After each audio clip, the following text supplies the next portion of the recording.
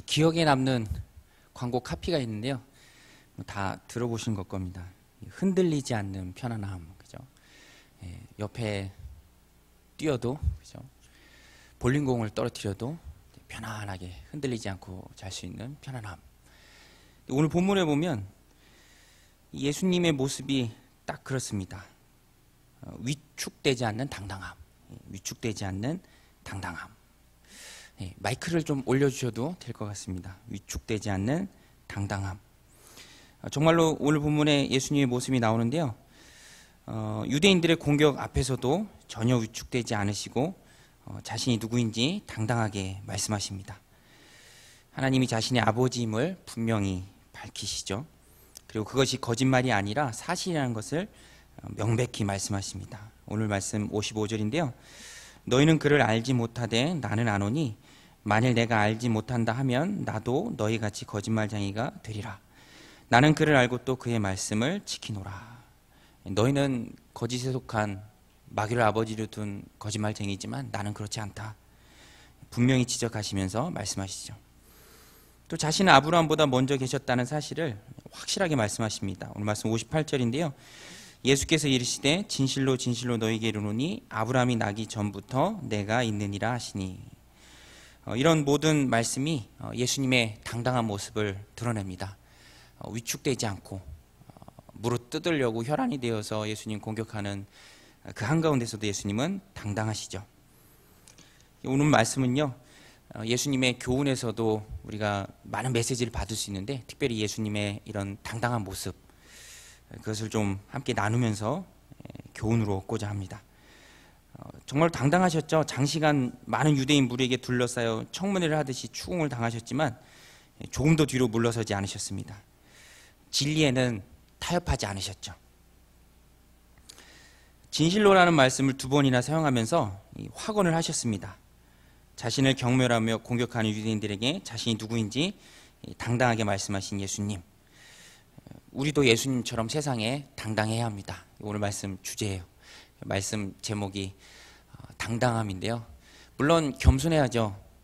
섬기고 품어주고 낮아지고 겸손해야 합니다. 그러나 진리에 대해서는, 혹 교회를 허무는 자들에 대해서는, 또 진리를 왜곡하고 공격하는 사람들에 대해서는, 세상에 대해서는, 압박하는 불의에 대해서는 우리가 당당해야 합니다. 예수님처럼. 그럼 우리가 어떻게 당당한 삶을 살 수 있을까? 이 첫째는요, 하나님에 대한 신뢰입니다. 주님은 아버지 하나님에 대한 무한 신뢰가 있었습니다. 오늘 말씀 54절인데요. 예수께서 대답하시되 내가 내게 영광을 돌리면 내 영광이 아무것도 아니거니와 내게 영광을 돌리는 이는 내 아버지시니 곧 너희가 너희 하나님이라 칭하는 그이시라. 예수님의 당당함은 분명한 근거가 있습니다. 하나님이시죠. 하나님이 자신을 아시고 후에 자신을 영광스럽게 하실 것이다. 이 믿음에서 이것을 뿌리 삼아서 예수님이 당당한 모습을 보여주십니다. 오늘 우리도 확신이 있어야 합니다. 하나님이 나의 삶을 아시고 나를 영광스럽게 하실 것이다. 이 확신이 있을 때 우리가 흔들리지 않죠. 세상과 사람들 앞에서도 당당할 수 있습니다. 이걸 좀 표현하자면 세상 말로는 믿는 구석이거든요. 믿는 구석이 있어야 당당합니다. 믿는 구석이 있을 때 주눅 들지 않고 큰 소리 칠 수 있다니까요. 든든한 비빌 언덕, 믿는 구석. 세상에서는 믿는 구석이 돈이나 어떤 자리, 지위입니다. 직함이죠. 그러나 그리스도인에게는 그 믿는 구석이 그런 것들이 아니라 하나님 되십니다. 사냥개가 자신보다 몸집이 훨씬 큰 곰들 앞에서도, 사나운 곰 앞에서도 기죽지 않고 으르렁거리면서 달려들 수 있는 이유, 뒤에서 장총으로 이 곰의 정수리를 정조준하고 있는 그 주인에 대한 믿음이 있기 때문이죠. 그리스도인의 능력의 원천은 하나님입니다. 보세요. 모세 이후에 그 여호수아 지도자 굉장히 떨었던 것 같아요. 모세가 얼마나 완벽한 지도자입니까? 완벽한 율법의 전수자요, 완벽한 지도자였는데 그 후계자가 됐으니까 전임자가 잘하면 후임자는 굉장히 큰 부담이 있잖아요. 그 와중에 많이 떨었던 것 같아요. 그때 하나님께서 여호수아에게 큰 용기를 주시죠. 여호수아 1장 9절에 많은 사람들이 지금도 힘과 용기를 얻는 성경 말씀입니다. 내가 내게 명한 것이 아니냐, 강하고 담대하라, 두려워하지 말며 놀라지 말라. 내가 어디로 가든지 내 하나님 여호와가 너와 함께하느니라 하시니라. 이 가나안 정복이라는, 이미 살고 있는 사람들 내쫓아야 되고 거기에 이제 나라를 건설해야 되는데 그 큰 부담, 내가 어디로 가든지 내 하나님 여호와가 너와 함께하느니라, 이 말씀에 큰 위로를 얻고 해낼 수 있었습니다.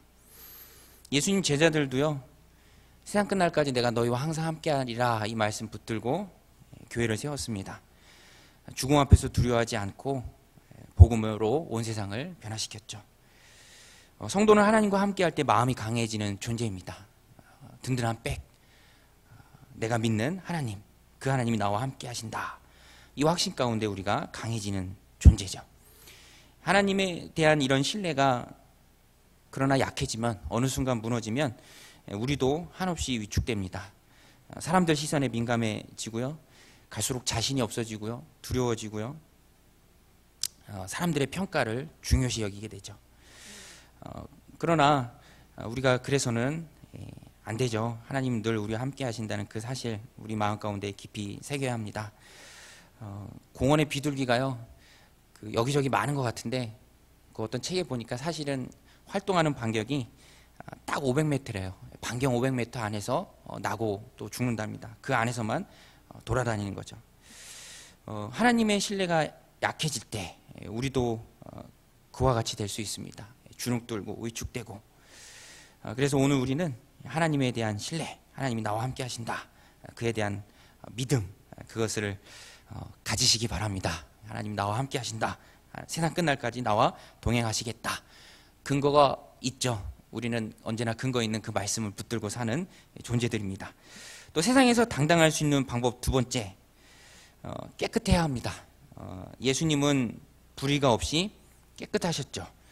요 전장인, 전 구절인 요한복음 8장 46절에서 유대인들에게 그렇게 얘기합니다. 너희 중에 누가 나를 죄로 책잡겠느냐? 내가 진리를 말하는데도 어찌하여 나를 믿지 아니하느냐? 득달같이 달려드는 그 유대인 무리에게 너희 중에 누가 나를 죄로 책잡을 수 있겠느냐라고 당당히 말씀하시죠. 예수님은 죄로 책잡을 일이 없으신 분입니다. 세상 사람들에게 책잡히지 않기 위해서 이 원리입니다. 우리도 깨끗해야죠. 당당함은 깨끗함에서 나오는 겁니다. 어쩔 수 없죠. 세상에 빌미를 제공하는 그 순간 우리의 당당함은 무너지고 맙니다. 세상은 말이 아니라 행동을 보죠. 바울이 3차 전도여행 마치고 예루살렘으로 복귀할 때 밀레도라는 곳에서 에베소의 장로들을 초청해서 그들과 이 대화를 나누는데, 그때 바울이 이제 에베소의 장로들이 자기가 없어도 교회를 든든히 세워가야 되는데 굉장히 중요한 부탁을 해야 될 그때 그 진중한 대화를 하면서 바울이 얘기했던 것은 자신의 삶입니다. 에베소에서 3년 동안 있었잖아요. 3년 동안 머물러서 너희와 함께 했던 그 삶을 너희가 알지 않느냐? 내가 너희에게 오해를 사거나 혹 교회에 부담을 주지 않기 위해서 텐트 메이킹 하면서 내 직업을 가지면서 섬겼던 것 너희들이 다 보지 않았느냐? 내가 한 대로 너희도 하라라고 그렇게 얘기합니다. 사도행전 20장 26절 27절인데요. 에베소 장로들에게 하는 말입니다. 오늘 여러분에게 증언하거니와 모든 사람의 피에 대하여 내가 깨끗하니 이는 내가 거리끼지 않고 하나님의 뜻을 다 여러분에게 전하였습니다. 깨끗하게 일했고요. 또 하나님이 말씀하신 그 뜻 내가 하나도 빠짐없이 너희들에게 다 전했다. 그 사명에 충실했다. 에베소 장로들에게 교회를 위해 너희도 삼가 행동해라, 힘있게 세워라 라는 그 근거로 말씀하고 있는 것입니다. 내가 그렇게 했기 때문에 너희도 그렇게 하라. 예수님도 항상 말씀하셨죠. 나를 따르라 라고 말씀하셨습니다. 나와 같이 너희도 이렇게 섬기라. 그래서 내가 본을 보였다. 그리고 많은 사람이 이 예수님의 말씀을 의심 없이 따르면서 목숨도 아끼지 않고 충성했던 이유는 실제로 예수님이 정말로 그렇게 앞서서 하셨기 때문입니다. 눈에 불을 켜고 달려든 유대인도 흠잡을 것이 없었죠. TV에 보니까 어떤 외교관이 입국하면서, 조사받으러 입국하면서 공항에서 정말 당당하게 자신은 아니다 라고 얘기하는 모습을 인터뷰하는 것을 봤습니다. 저는 그것을 보면서 아 그렇구나, 정말 아니구나, 굉장히 당당하게 얘기하더라고요. 근데 3시간 만에 아니다, 내가 맞다, 내가 사실은 그랬다라고 불더라고요. 3시간 만에 불 거 뭐하러 거짓말을 했는가, 그런 생각을 한번 해봤습니다. 요즘 정말로 많은 사람들이 포토라인에 서죠. 기자들에게 쫓기고 또 얼굴을 가립니다. 그때 그런 생각을 해봅니다. 정말로 세상 앞에 떳떳하면 얼마나 당당하고 또 멋일 수 있을까. 차라리 그게 힘들다면 솔직하면 또 얼마나 당당할까, 그런 생각도 한번 해봅니다. 얼마 전 TV 프로그램을 보니까 교통사고 뺑소니는 검거율이 100%래요. 그래서 절대로 뺑소니 치면 안 된답니다. 다 잡힌대요. 그런데 그럼에도 불구하고, 다 잡힘에도 불구하고 왜 도망가는가? 잡아놓고 보면 그 이유를 아는데 대부분은 다 음주운전 혹은 음주운전으로 면허가 취소된 사람들. 그러니까 너무 두려운 거죠. 그 당당하지 못한 사람들의 처신, 그 비겁한 행동 이면에는 떳떳하지 못한 죄가 있더라는 것입니다. 죄가 기도를 막고요, 또 죄가 내 영혼을 세상 앞에서 또 하나님 앞에서 주눅들게 합니다. 죄가 우리를 마귀의 노예로 만들죠. 물론 우리는 그리스도의 대속으로 죄에 대해서 자유합니다. 깨끗하죠. 그러나 내가 영향을 받아요. 하나님은 영향을 받지 않지만 내가 하나님 앞에 설 때 영향을 받습니다. 왜냐하면 하나님은 빛이시거든요. 빛 대신 하나님을 제대로 바라볼 수 없게 된다는 겁니다. 아이들도 그렇잖아요. 뭐가 잘못을 해놓으면 벌써 눈치 살살 보고요, 눈빛이나 표정부터 다 달라지고 슬금슬금 피하고, 죄가 우리를 하나님으로부터 멀어지게 하는 것이죠. 또 세상의 종노릇하게 만듭니다. 예수님은 달려드는 유대인 무리에 있어서도 너희 중에 누가 죄로 나를 책잡을 수 있겠느냐라고 당당히 말씀하셨습니다. 그래서 오늘 우리도 세상에서 당당하고자 한다면 죄를 미워하는 깨끗한 모습이 있어야 합니다. 죄를 미워하는 모습으로 세상에서 또 당당한 여러분이 되시기를 주님의 이름으로 축원드립니다. 또 세 번째는요, 가장 중요한데 목적에 충실한 삶입니다. 지금 예수님은 분명한 목적이 있죠. 그래서 이 한 주 동안 요한복음 8장을 가지고 새벽 말씀을 나눴는데, 나누면 나눌수록 유대인들의 답답함이 부각되죠. 전혀 자다가 봉창 두드린 소리, 남의 다리 긁는 소리. 예수님은 계속해서 진리를 말씀하시지만 유대인은 계속해서 깨닫지 못하는 모습을 보입니다. 그래도 불구하고 예수님께서는 계속 그 유대인과 대화를 하시죠. 대화의 절벽을 느끼지만 그럼에도 포기하지 않으시고 대화하십니다. 오히려 유대인들 편에서 못 참고 오늘 마지막 절처럼 돌을 들어서 예수님을 치려고 할 때까지 예수님은 계속해서 자신의 정체성을 밝히 드러내십니다. 이것은 깨닫고 돌이키라는 주님의 메시지죠. 사명에 충실하신 모습입니다. 예수님 목표가 분명하셨기 때문에 이 목표를 이룸에 당당한 삶을 사셨죠. 예수님 십자가에 달리셨을 때 7마디 하셨죠. 가상칠언. 마지막 말씀이 그거잖아요. 다 이뤘도다. 이것은 목적을 가지고 그 목적을 이룬 사람만이 말할 수 있는 말입니다. 아무나 할 수 없는 말이죠. 목표가 있었으니까 다 이루었다라고 말씀하실 수 있었습니다. 목표가 없는 사람들은 이런 말을 할 수 없죠. 잠언 29장 18절에 보면 묵시가 없으면 백성이 방자의 해거니와 율법을 지키는 자들은 복이 있느니라. 백성들이 언제 방자에 행하는가? 말씀이 없을 때, 묵시가 없을 때, 하나님께 받은 사명이 없을 때, 삶의 목적이 없을 때 방황한다고 한다는 것입니다. 세들백 교회라는 미국의 유명한 교회가 있습니다. 리고렌 목사님이 개척하신 교회인데, 개척하고 또 혼자 개척하셨지만 지금은 수만 명이 모이면서 또 부흥을 이루고 많은 사람들에게 큰 영향력을 끼치는 굉장히 좋은 교회입니다. 이 교회가 어떻게 그렇게 탁월한 또 영향을 끼치는 교회가 될 수 있었는가? 목적 지향적인 교회였기 때문에 가능했죠. 목사님이 쓰신 책이 있는데 The Purpose Driven Church, The Purpose Driven Life. 목적이 이끄는 교회, 목적이 이끄는 삶. 목적 지향적으로 살았을 때, 목적을 붙들었을 때 큰 일을 해낼 수 있었다라는 것입니다. 그래서 목적이 있을 때 세상에서 한결같을 수 있고요.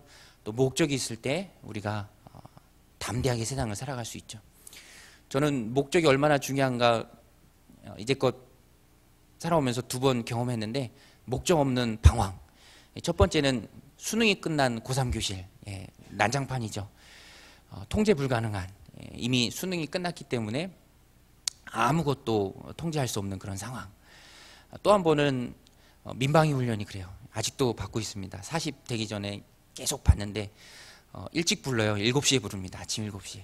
나가면 출석 부르고 이제 아무것도 안 합니다. 그러다가 이제 돌아오는데 억울하죠.